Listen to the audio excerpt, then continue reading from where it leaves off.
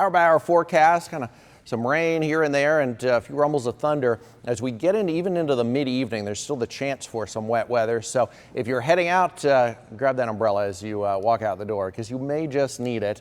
Won't be widespread rain, but we will see some. Overnight lows, 70s again, even a little warmer than last night. And we are looking at a beautiful start to the day in Port St. Lucie, but isolated showers and storms working in the afternoon. Here's what I mean. There's 9 in the morning, a hazy sky, but overall not too bad. 1 in the afternoon, the rain starts to push toward the coastline. We're going to see the weather pattern change a little bit heading in Friday, Saturday, and Sunday, with the storms and the rain firing up around the lake and then pushing to the coastline right through Friday, Saturday, Sunday, and maybe even Monday at this point too.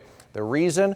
Well, there's a little low to the north. There's a tropical weather, nice and quiet, nothing expected to develop in the next 4 to 5 days, but there's this little low that was actually in this area here that is bringing more of a south and a southwest wind through the weekend, and that's just rich tropical moisture that'll set up for at least some big downpours in the afternoons and early evenings for the next 3, maybe even 4 days.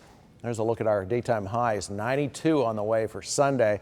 That's when we'll peak with the heat. All right, afternoon and evening showers and storms. Sees about 1 to 2 for boaters and a light chop. Get out early rather than later. Evening rainfall around, not everywhere, and a rumble of thunder. We still have a couple of storms that we're keeping an eye on. Hot and humid start to tomorrow with, again, afternoon storms working from the lake toward the coast.